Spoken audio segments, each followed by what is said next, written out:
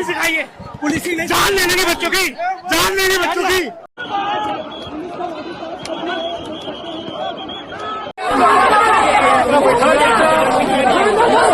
जो स्थिति दिल्ली में देखी गई थी वो स्थिति जो है यहाँ देखने को मिल रही है। ये देखिए, ये दिल्ली में कल विधानसभा घेराव, पुलिस का लाठीचार्ज, वाटर कैनन, 100 से ज्यादा छात्रों के घायल होने का दावा। और अब आज झारखंड बंद। भर्ती परीक्षाओं में कथित अनियमितताओं को लेकर शुरू हुआ छात्रों का आंदोलन अब पूरे प्रदेश में बड़ा मुद्दा बन चुका है। रांची में कई टायर जलाए जा रहे हैं तो कई प्रदर्शनकारी जेसीबी पे चढ़कर सरकार के खिलाफ नारेबाजी कर रहे हैं। वहीं आंदोलन का नेतृत्व कर रहे देवेंद्र नाथ महतो की तबियत भी बिगड़ने के बाद उन्हें अस्पताल में भर्ती कराया गया और उनका इलाज जारी है। इसी बीच जेपीएससी के पूर्व चेयरमैन एल खियांगते की गिरफ्तारी ने पूरे मामले को और गर्मा दिया है। आखिर झारखंड में आज क्या हो रहा है, आइए समझते हैं पूरी कहानी। झारखंड में जेपीएससी और जेएसएससी परीक्षाओं में कथित अनियमितताओं को लेकर छात्रों का आंदोलन मंगलवार यानी आज भी 18वें दिन भी जारी है। सोमवार को हजारों छात्रों ने विधानसभा घेराव के लिए मार्च किया और प्रदर्शनकारियों ने कई बैरिकेड पार किए, विधानसभा गेट तक पहुंच गए और इसके बाद पुलिस ने वाटर कैनन का इस्तेमाल किया और लाठीचार्ज किया। प्रदर्शनकारी संगठनों का दावा है कि पुलिस कार्रवाई में 100 से ज्यादा छात्र घायल हुए, जबकि कई छात्रों के हाथ पैर में चोट और फ्रैक्चर की बात भी कही जा रही है। वहीं पुलिस के करीब 14 जवानों के भी घायल होने की जानकारी सामने आई है और अब इसी कार्रवाई के विरोध में बीजेपी ने आज झारखंड बंद का आह्वान किया है और रांची के हरमू चौक पर बीजेपी कार्यकर्ताओं ने टायर जलाकर प्रदर्शन किया तो कुछ समर्थक जेसीबी पे चढ़कर सरकार के खिलाफ नारेबाजी करते हुए भी नजर आए और चाईबासा समेत दूसरे जिलों में भी प्रदर्शन की खबरें सामने आई। वहीं एबीवीपी ने भी छात्रों के समर्थन में विधानसभा मार्च का ऐलान किया है।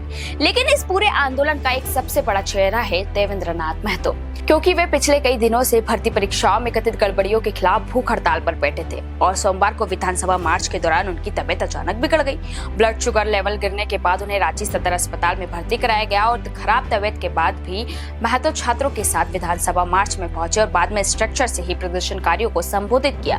महतो ने कहा कि सरकार लाठी, गोली और बंदूकों से नहीं बल्कि लोगों को संतुष्ट करके चलाती है। उन्होंने छात्रों की मांगे पूरी होने तक आंदोलन जारी रखने की बात कही है। वहीं मुख्यमंत्री हेमंत सोरेन ने छात्रों से शांति बनाए रखने की अपील की है और मुख्यमंत्री ने भरोसा दिलाया कि सरकार उनकी मांगों को लेकर गंभीरता से काम कर रही है और बातचीत के जरिए समाधान निकालने की कोशिश जारी है। तो दूसरी तरफ कांग्रेस नेता और लोकसभा में नेता प्रतिपक्ष राहुल गांधी ने भी छात्रों पर बल प्रयोग को गलत बताया। उन्होंने कहा कि छात्रों को शांतिपूर्ण प्रदर्शन का अधिकार है और सरकार को उनकी बात सुनकर बातचीत के जरिए समस्या का समाधान करना चाहिए। लेकिन इसी बीच मामले में सबसे बड़ा कानूनी अपडेट सामने आया जब जेपीएससी के पूर्व चेयरमैन एल खियांगते को सीआईडी ने कथित भर्ती परीक्षा अनियमितताओं के मामले में गिरफ्तार किया। इससे पहले 22 जुलाई को खियांगते ने जेपीएससी चेयरमैन पद से इस्तीफा दिया था और सीआईडी के मुताबिक इस मामले में गिरफ्तार किए गए लोगों की संख्या 20 हो गई है।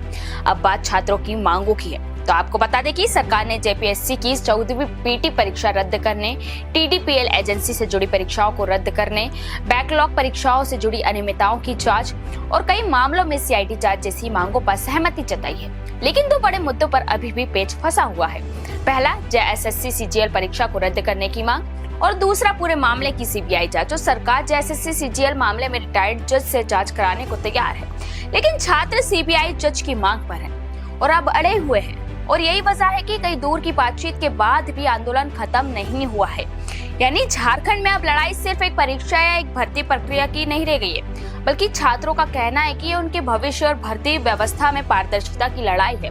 तो दूसरी तरफ सरकार के सामने आंदोलन को शांत करने और जांच प्रक्रिया को आगे बढ़ाने की चुनौती है। और अब आज झारखंड बंद के बीच सबसे बड़ा सवाल यही है कि क्या सरकार और छात्रों के बीच कोई नया रास्ता निकल पाएगा?